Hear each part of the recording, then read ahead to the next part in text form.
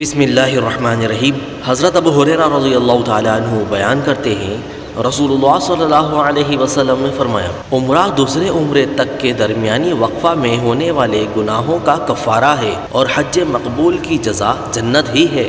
حضرت ابن عباس رضی اللہ تعالیٰ عنہ بیان کرتے ہیں، رسول اللہ صلی اللہ علیہ وسلم نے فرمایا، رمضان میں عمرہ کرنا ثواب کے لحاظ سے حج کے برابر ہے۔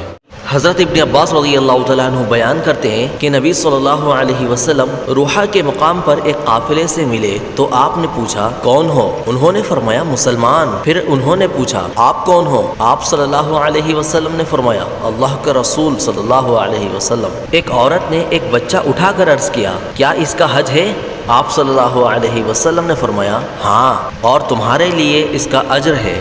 حضرت ابن عباس رضی اللہ تعالیٰ عنہ بیان کرتے ہیں، خشم قبیلے کی ایک عورت نے عرض کیا، اللہ کے رسول صلی اللہ علیہ وسلم، اللہ کا اپنے بندوں پر جو حج کا فریضہ ہے، اس نے میرے بوڑھے باپ کو اس حال میں پایا، وہ سواری پر صحیح طرح بیٹھ نہیں سکتے، کیا میں ان کی طرف سے حج کروں؟ آپ صلی اللہ علیہ وسلم نے فرمایا، ہاں، اور یہ حجۃ الوداع کے موقع پر ہوا۔